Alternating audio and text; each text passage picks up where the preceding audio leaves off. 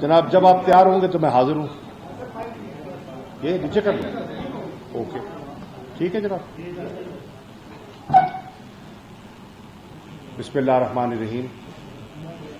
میں بے حد مشکور ہوں ملتان کی میڈیا کا کہ اتوار کے روز آپ نے زحمت فرمائی تشریف لے آئے. میں ملک سے باہر تھا. پاکستان کی نمائندگی کے لیے میں گیا ہوا تھا heart of Asia conference Tajikistan کے دارالخلافہ دشانبے میں, اور وہاں کی واپسی پہ جب میں پاکستان لوٹا تو مجھے میرے بیٹے MNA زین حسین قریشی کی طرف سے ایک نوٹیفیکیشن واٹس ایپ کیا گیا, جس نوٹیفیکیشن کو جب میں نے دیکھا تو مجھے دیکھ کر تعجب ہوا, کیونکہ وہ نوٹیفیکیشن ہماری کاوش اور کوشش کے بالکل برعکس تھا, اور حکومت پنجاب اور وزیر اعلی پنجاب کے اقدامات کی نفی کر رہا تھا. عمران خان صاحب کے موقف کی اور تحریک انصاف میں کے منشور کے مطابق جو ہم نے آگے بڑھنے کا فیصلہ کیا تھا اس کی وہ نفی تھی. بہرنو میں نے پنجاب حکومت کے مختلف وزراء سے رابطہ کیا معلومات حاصل کرنے کے لیے, اور میں مشکور ہوں جناب وزیر خزانہ جناب ہاشم جمع بخت صاحب کا, ڈاکٹر اختر ملک صاحب کا, جناب محسن لغاری صاحب کا, جناب دریشک صاحب کا, جناب حسین جہانیہ غزیزی صاحب کا, اور پکافی صاحب کا, اور دیگر ہمارے جو یہاں کے جنوبی پنجاب کے وزراء ہیں. انہوں نے اس کا فی الفور نوٹس بھی لیا اور بات کی تہہ تک جانے کی کوشش کی. میں شکر گزار ہوں ملک عامر ڈوگر صاحب کا. انہوں نے بھی اس کو دیکھا اور دیکھ کر بیٹا چھوڑ دیں, چھوڑ دیں. انہوں نے بھی اپنا اس پہ کردار ادا کیا. میں جنوبی پنجاب کے ملتان کے تمام ممبران قومی اسمبلی, تمام ممبران صوبائی اسمبلی اور تمام جنوبی پنجاب کے ممبران صوبائی اسمبلی اور قومی اسمبلی کا شکر گزار ہوں کہ دوسرے روز قومی اسمبلی کے اجلاس میں جب میں نے ان سے مدعو کیا اور ہم نے ایک نشست منعقد کی تو اس پہ سب ممبران کی متفقہ رائے تھی کہ یہ قدم جو آگے بڑھایا گیا ہے یہ عمران خان کے ویژن کے عین مطابق ہے. اختیارات کو نیچے منتقل کرنا, ڈیولوشن آف پاور کا جو کانسیپٹ ہے اس کے عین مطابق ہے اور تحریک انصاف کے منشور کے مطابق ہے. ہم اس پر بالکل متفق ہیں. کوئی بھی اس خطے کا, اس وسیب کا منتخب نمائندہ اس پہ کوتاہی نہیں کر سکتا. میں بے حد مشکور ہوں کہ جب چیف منسٹر صاحب بزدار صاحب کے علم میں یہ بات آئی تو انہیں بھی حیرانی ہوئی اور انہوں نے اس کا فی الفور نوٹس لیا اور کہا کہ اس کی فی الفوری تحقیق کی جائے. کیوں ہوا, کس نے کیا, کیا ارادے تھے, کیا یہ پنجاب کی حکومت یا جنوبی پنجاب کی عوام کے خلاف کوئی سازش تھی اور اس سازش کا مرتکب کون تھا اور اس کو درست کیا جائے. فی الفور اس کو درست کیا گیا اور جب تحقیق ہوئی اور پتہ چلا کہ نہ وہ کابینہ کے سامنے رکھا گیا، نہ جو ترمیم تھی کابینہ نے اس کی منظوری دی تھی، اور نہ جانے کس نے کیا اور کیوں کیا اور ان کے عزائم کیا تھے. باہر نیا نوٹیفیکیشن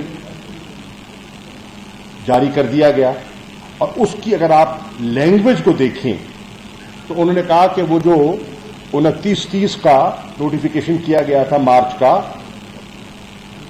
وہ اس کو ایب انیشو سمجھا جائے کہ اس کی کوئی لیگل سٹینڈنگ ہی نہیں ہے، کیونکہ کوئی لیگل پروسیجر اور طریقہ کار فالو نہیں کیا گیا تھا اور اس کو ختم کر دیا گیا.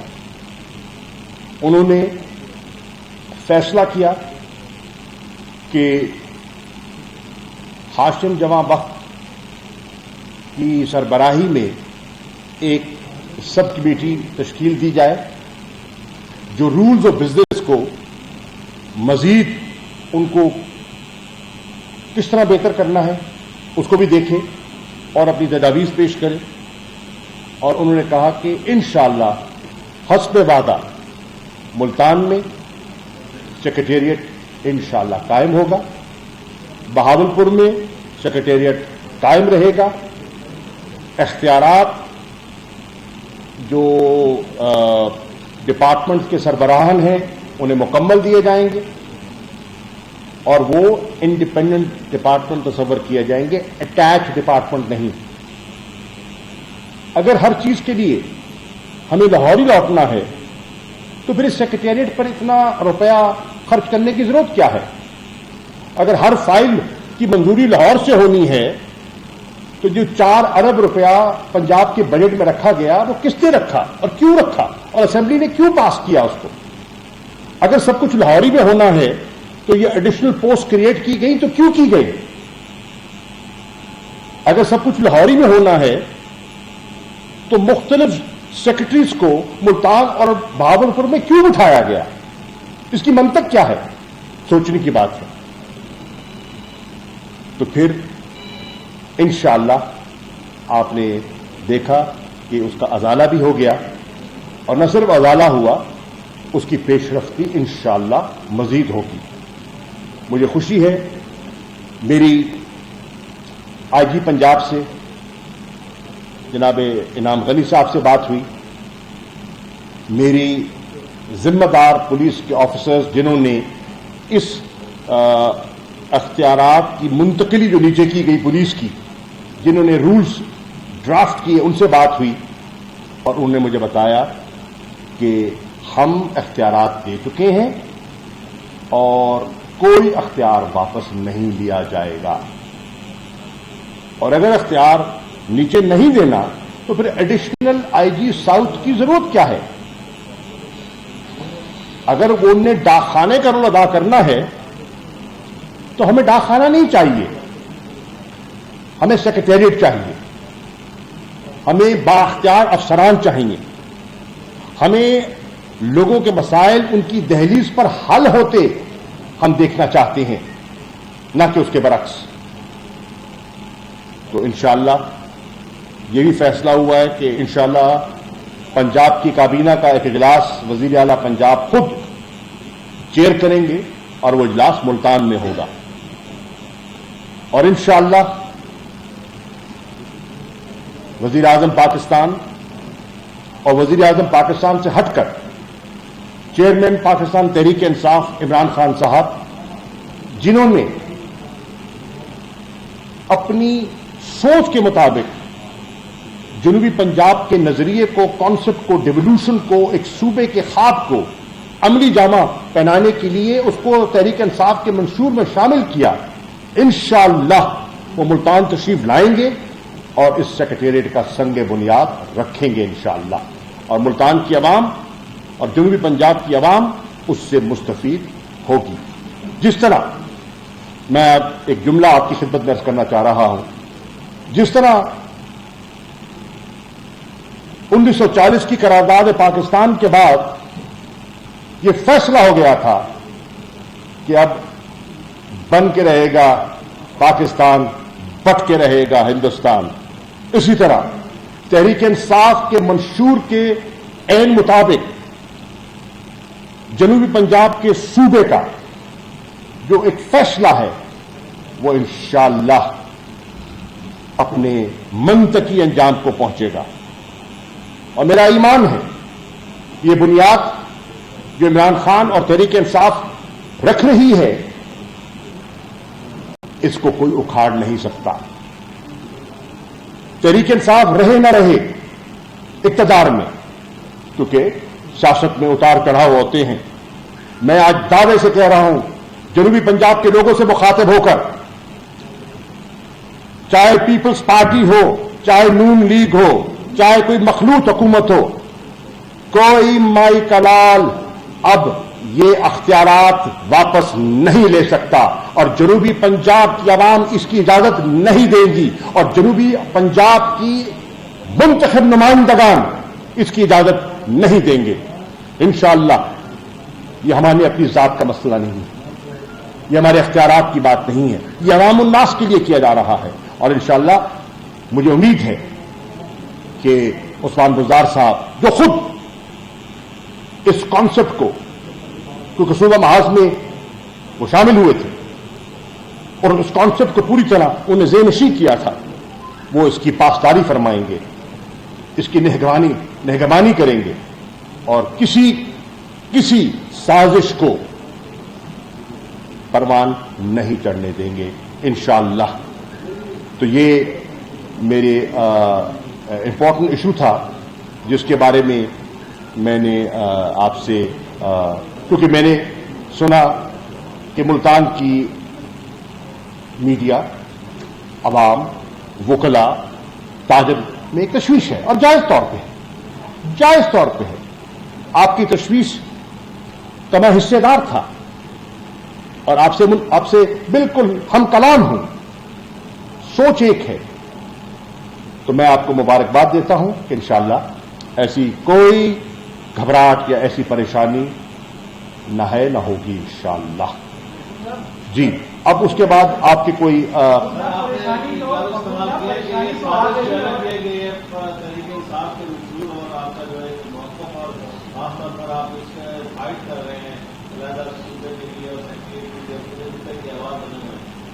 سازش کرنے والے لوگ کون ہیں اور ان کو سزا کیوں نہیں دی گئی، ان کو پوائنٹ آؤٹ کیوں نہیں کیا ہے؟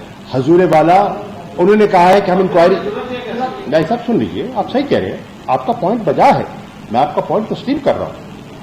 میں نے بالکل کہا ہے اور میں انشاءاللہ کل صبح انشاءاللہ میں وزیر اعلیٰ سے مل رہا ہوں. میری کل 11 بجے ان سے ملاقات ہے اور میں ان سے یہ تقاضا کروں گا کہ اس بات کی تہ تک جائیں کہ یہ کیا ہوا اور کیوں ہوا. سر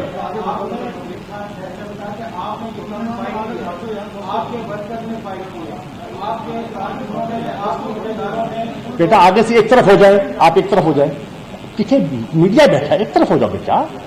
جی آپ کے پارٹی عہدیداروں نے اپنی پریس کانفرنسوں میں اس بات کی واضح نشاندہی کی ہے کہ بیوروکریٹ جو ہے اس میں رکاوٹ ہے.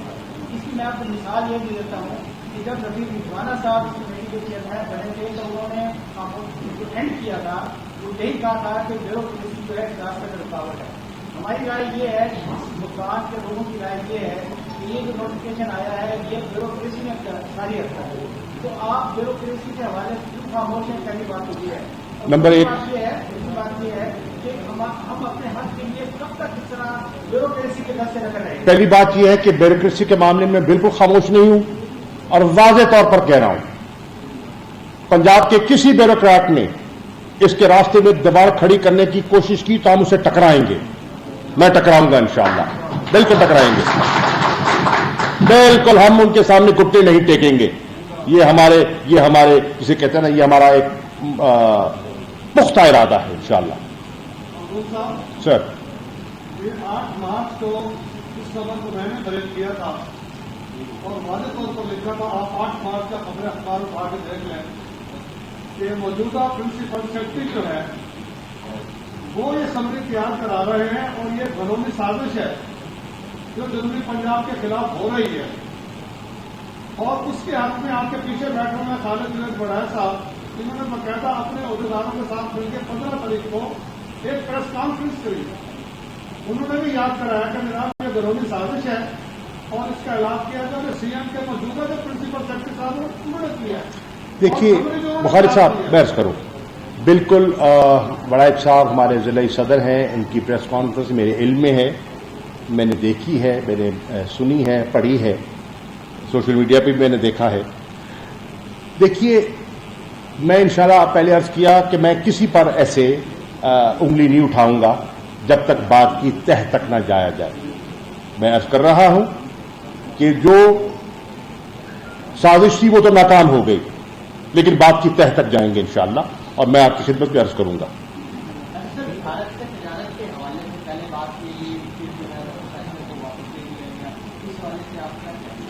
پہلی بات یہ ہے کہ پاکستان کا موقف بڑا واضح ہے، وزیر اعظم عمران خان کا موقف بڑا واضح ہے۔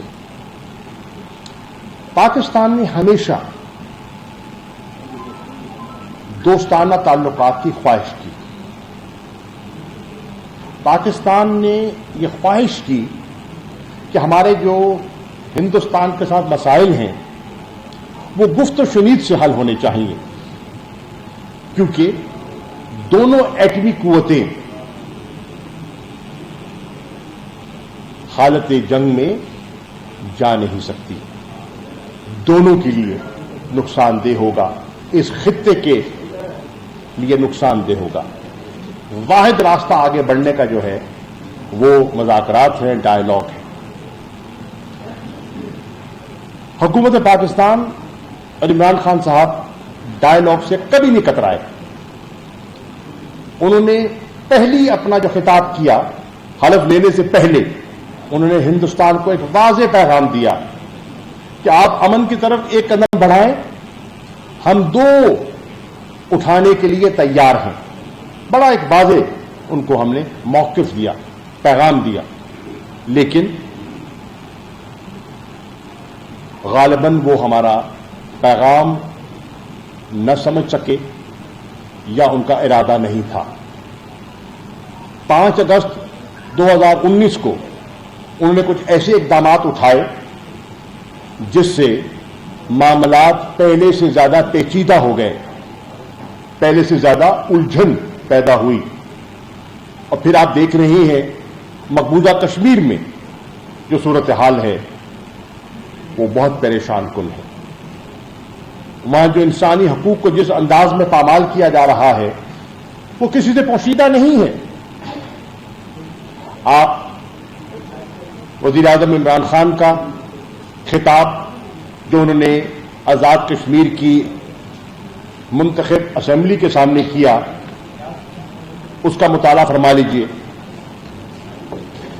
آپ صدر پاکستان ڈاکٹر عارف علوی صاحب کا خطاب اور گفتگو جو تشریف لے گئے مظفر آباد اور مخاطب تھے اسمبلی سے، اس سے آپ اس کا مطالعہ کیجئے تو آپ کو ایک تسلسل دکھائی دے گا۔ اب میں تو آج بھی کہتا ہوں کہ ہم مذاکرات کے لیے ہمیں کوئی گھبراہٹ نہیں ہے، اس لیے کہ میرا ایمان بھی ہے کہ ہماری بات میں وزن ہے، ہمارا جو تاریخی موقف ہے وہ وزنی ہے، اس کے پیچھے انٹرنیشنل سینکٹی ہے، اس کے پیچھے انٹرنیشنل سینکٹی ہے۔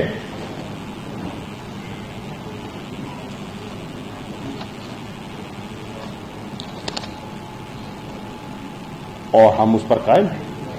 سلامتی کاؤنسل کی ریزولوشنز ہیں، اور ان سلامتی کاؤنسل کی ریزولوشنز کو بنیاد بناتے ہوئے میرے خطوط ہیں جو میں نے اقوام متحدہ کے سیکرٹری جنرل کو لکھے اور جو میں نے سلامتی کاؤنسل کے صدر کو لکھے، یہ ریکارڈ کا حصہ ہے۔ اب اگر ہندوستان آگے بڑھنا چاہتا ہے تو اسے کنڈیوسو انوائرمنٹ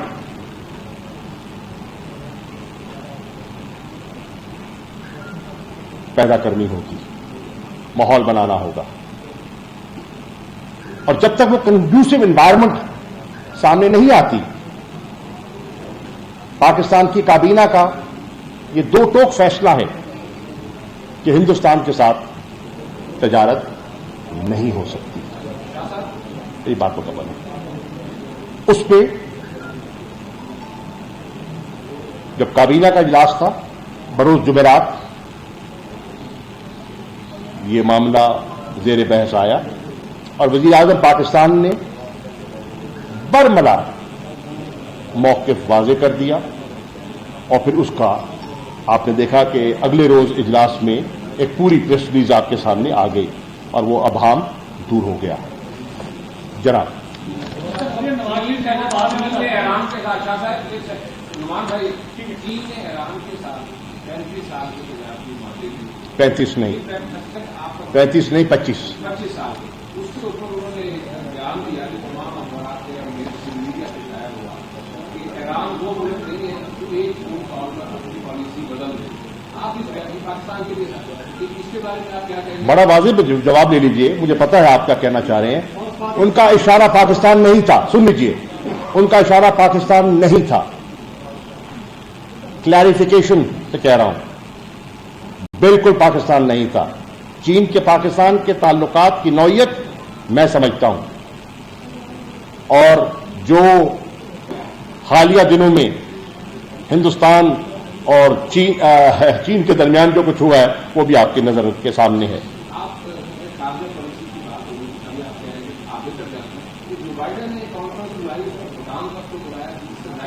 اس کے لیے کرائیٹیریا طے ہے، بات ہوئی، بالکل صحیح فرما رہے ہیں آپ، کلائمیٹ پہ انہوں نے کانفرنس بلائی ہے، اس پہ ایک کرائیٹیریا نے مرتب کیا کہ ان لوگوں کو ان ممالک کو مدعو کیا جائے گا جو کہ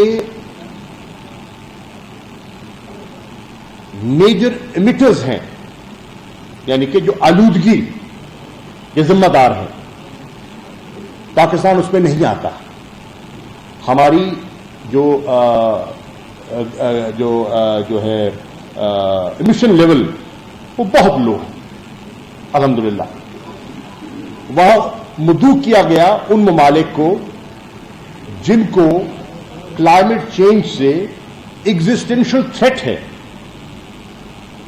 پاکستان کو ایگزسٹینشل تھریٹ نہیں ہے، ہاں پاکستان ان 10 موسٹ ولنریبل کنٹریز کی کیٹیگری میں آتا ہے، اس میں بالکل یہ حقیقت ہے، کیونکہ ہمارے ہاں کلائمیٹ چینج کی وجہ سے آپ دیکھ رہے ہیں یا تو قحط سالی کی طرف ہم چلے جاتے ہیں، اور یا ہم فلڈز کی نظر ہو جاتے ہیں، یہ ایکسٹریم ہم دیکھتے ہیں۔ کبھی آپ دیکھتے ہیں چولستان میں، تھر پارکر میں پینے کے پانی کے لیے انسان کیا جانور ترس رہے ہوتے ہیں، اور کبھی آپ دیکھ رہے ہوتے ہیں کہ جو ہمارے زرخیز علاقے ہیں اور ان کی فصلیں ہیں اور کسان ہیں وہ فلڈ کا شکار ہو رہے ہوتے ہیں، ان کے گھر وہ نقل مکانی کر رہے ہوتے ہیں۔ تو اس کیٹیگری میں ہم آتے ہیں، اور اس میں بھی کوئی شک نہیں کہ تیسری دنیا میں آج اگر کلائمیٹ چینج کا کوئی محافظ ہے اور ایک بڑی مستند آواز ہے تو اس کا نام عمران خان ہے، جو بلین ٹری سونامی کا ان کا جو موقف ہے اور جو ان کی کاوش ہے اور کوشش ہے اس کو دنیا نے سراہا ہے۔ انوائرمنٹ کے ایشو کو اگر پاکستان میں اور پاکستان کی عوام میں کسی نے متعارف کروایا تو اس کا نام عمران خان ہے۔ میری نظر میں اگر عمران خان وہ ایک رول ماڈل ہیں ڈیولپنگ ورلڈ میں جو کہ کلائمیٹ اور انوائرمنٹ کے لیے جن کا رول تاریخی ہے اور رہے گا، عمران خان ہوتے تو اس میں بے پناہ کنٹریبیوٹ کر سکتے تھے اور انشاءاللہ کریں گے۔ یہ ابتدا ہے، یہ ایک پروسیس کی ابتدا ہے، کوئی ون سٹنگ نہیں ہے۔ اور اس پہ میں نے جو اسپیشل انوائے ہیں صدر بائیڈن کے ایمبیسڈر جان کیری صاحب سابق سیکرٹری آف اسٹیٹ ان کو خط لکھا اور کہا کہ یہ ایک ایسا ایشو ہے جس پہ پاکستان کا اور امریکہ کا ایک کنورجنس آف انٹرسٹ ہے، ہماری سمت ایک ہے اور ہم مل کے آگے بڑھ سکتے ہیں، ان سے تعاون کر سکتے ہیں اور کرنا چاہتے ہیں اپنے ملک کے مفاد میں اور گلوبل سچویشن کو بہتر کرنے کے لیے، تو انشاءاللہ پاکستان اپنا کردار ادا کرے گا۔ آپ کسی اور کو بھی سوال دیں نا، ادھر دیں۔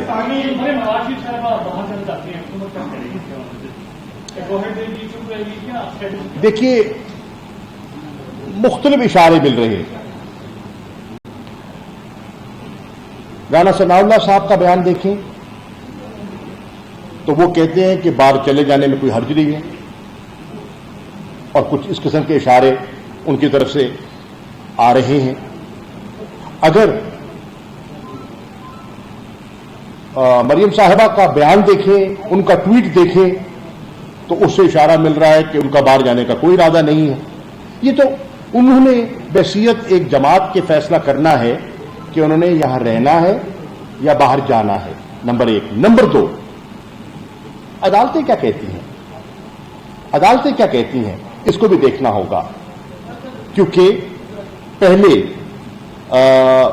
پاکستان نے اور وزیر اعظم پاکستان نے انسانی ہمدردی کی بنیاد پر جب جناب نواز شریف صاحب کے پلیٹلیٹس گرے اور محسوس ہوا کہ ان کی جان کو خطرہ ہے، اور عدالت کے سامنے ایک بانڈ رکھا گیا، ذمہ داری لی، اور کس نے لی؟ No less a person than the leader of the opposition جناب شہباز شریف صاحب نے ذمہ داری لی عدالت کو کہ میں ذمہ دار ہوں کہ خدا نخواستہ ان کو کوئی ایسا خطرہ نہ ہوا تو واپس آئیں گے۔ اب بظاہر دکھائی یہ دے رہا ہے کہ ان کو کوئی ایسا خدا نخواستہ کوئی ایسا خطرہ نہیں ہے، اور اللہ تعالیٰ کو صحت عطا فرمائے۔ تو میں سمجھتا ہوں مورلی ان کو لوٹنا چاہیے، مورلی ان کو لوٹنا چاہیے، اور عدالتوں میں اپنی صفائی پیش کریں اور عدالتوں کا فیصلے کا انتظار کریں۔ عدالتوں نے ان کو بے پناہ رعایات کی ہیں، بہت کنسیشنز ملی ہیں، یکے بعد دیگر بہت سے فیصلے جو ان کے حق میں ہوئے ہیں، ہو رہے ہیں، تو انہیں پاکستان کی عدلیہ پر اعتماد کرنا چاہیے۔ پاکستانی جو ہے یہ ذرائع مبادلہ ملک کی معیشت کو مستحکم کر رہے ہیں اور اس کا اعتراف آپ کی گورنمنٹ بھی کرتی ہے، لیکن جگہ میں پاکستانی قونصلٹ سے لے کے پی ایم تک کرپشن کی آوازگاہ بنا ہوا ہے۔ آپ کے حلقہ محمود زادہ ذہن قریشی کے حلقہ چک 4 MR کے سوال کریں نا قبلہ، اگر کوئی آواز اٹھائے اس کے خلاف تو اسے مقامی پولیس کے حوالے کر دیتے ہیں۔ پہلی بات، کوئی ایسا کوئی ثبوت ہے آپ مجھے دیجئے، میں اس کی تحقیق کروں گا، اور اگر کوئی ذمہ دار ٹھہرا تو ان سے پوچھیں گے۔ آپ کا سوال بجا سر آنکھوں پر، اور اگر 4 MR کا یا کسی علاقے کا پورے پاکستان کا کوئی شہری ہے اور وہ کاؤنسلیٹ جدہ سے ان کو صحیح رویہ نہیں مل رہا، تو میں بالکل ان کی تنبیہ بھی کروں گا اور ذمہ دار کو ذمہ دار ٹھہراؤں گا، ٹھیک ہے؟ تو ان کا کام ان کی خدمت کرنا ہے۔ وہ پاکستان کے ٹیکس پیئر سے ان کو تنخواہیں ملتی ہیں، وہ ان کے خادم ہیں، حاکم نہیں ہیں، اور ان کو اپنے رویے میں نرمی اور بااخلاق طریقے سے پیش آنا چاہیے۔ کام کچھ ہوتے بھی ہیں، نہیں بھی ہوتے، لیکن لوگوں کا عزت احترام اور اوورسیز پاکستانیوں کی عزت اور وقار ہمارے لیے اہمیت رکھتا ہے۔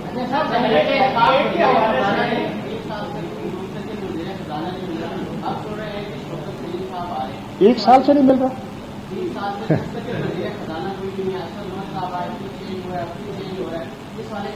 پہلی بات تو یہ ہے، میں سمجھ گیا سوال، سمجھ گیا ہوں قبلہ۔ پہلی بات تو یہ ہے کہ کیبنٹ میں ریشفل ہوتی رہتی ہے۔ اسد عمر صاحب ایک بڑی ذمہ داری سر انجام دے رہے ہیں as minister for planning and development, as head of the NCOC، جو بہت بہت اہم ادارہ ہے اور وہ اس وقت ایک بڑی نازک صورتحال کا مقابلہ کر رہا ہے. حفیظ شیخ صاحب نے اپنی خدمات سر انجام دیں اور میں سمجھتا ہوں بطریق احسن دیں، ہم ان کے شکر گزار ہیں. اگر وہ ان کو وزارت خزانہ کا قلم دان دیا گیا، اگر وہ منتخب ہو جاتے سینیٹر تو یقیناً وہ کنٹینیو کرتے. وہ منتخب نہیں ہو سکے. منتخب کیوں نہیں ہو سکے؟ وہ ہمارا پوری داستان آپ کے سامنے ہے کہ سینٹ میں خرید و فروخت کا سہارا لیا گیا اور پیسے کے بلبوتے پر ووٹ خریدے گئے. اور عمران خان واضح کہتا رہے کہ اوپن بیلٹ ہونا چاہیے، اور سپریم کورٹ نے آئین کی تشریح میں جو فیصلہ دیا ہم نے سر خم اسے تسلیم کیا. آئین کا تشریح کا final authority supreme court of Pakistan ہے، اور ہم اس اتھارٹی کو تسلیم کرتے ہیں، ان کے احکامات کو تسلیم کرتے ہیں اور ہم ان کا حکم بجا لائے. لیکن ہمارا موقف جو ہے وہ درست ثابت ہوا، اور اس کو سامنے رکھتے ہوئے اب ہم اپوزیشن کی جماعتوں کو، اب تو ہمیں کوئی لالچ نہیں ہے. سینٹ کا الیکشن ہو گیا، چیئرمین سینٹ بھی منتخب ہو گئے، ڈپٹی چیئرمین بھی منتخب ہو گئے. البتہ لیڈر آف دی اپوزیشن کا معاملہ لٹک گیا، وہ لٹک گیا. بلکہ لیڈر آف دی اپوزیشن کا معاملہ اس وقت پی ڈی ایم کی تقسیم کا موجب ٹھہرا. آج آپ دیکھ رہے ہیں کہ پی ڈی ایم کی 9 جماعتوں نے شو کاز نوٹس ایشو کیا. کس کو نوٹس ایشو کیا؟ پیپلز پارٹی کو اور اے این پی کو. میں اس پر لمبی بات نہیں کرنا چاہوں گا، وہ ان کے گھر کا معاملہ ہے. پیپلز پارٹی نے کل کے اپنے اجلاس میں اپنا فیصلہ کرنا ہے کہ وہ استعفے دینا چاہتے ہیں نہیں دینا چاہتے. یہ ان کے گھر کا فیصلہ ہے، وہ کر لے. یہ ان نے فیصلہ کرنا ہے کہ وہ اپنے کیے ہوئے وعدے پر قائم رہتے ہیں یا نہیں. کیونکہ بقول مریم صاحبہ کے اور مسلم لیگ کی قیادت کے طے ہوا تھا کہ چیئرمین سینٹ کا امیدوار پیپلز پارٹی کا ہوگا، ڈپٹی چیئرمین کا امیدوار جمعیت علماء اسلام کا ہوگا، اور لیڈر آف دی اپوزیشن کا جو عہدہ ہے وہ مسلم لیگ نون کو ملے گا. یہ ایک مسلمہ حقیقت ہے اور طے ہوا، اور یہ سب نون لیگ کی قیادت اس کے بارے میں اپنے بیانات دے چکی ہے. میں ان کا ترجمان نہیں ہوں، یہ ان نے فیصلہ کرنا ہے.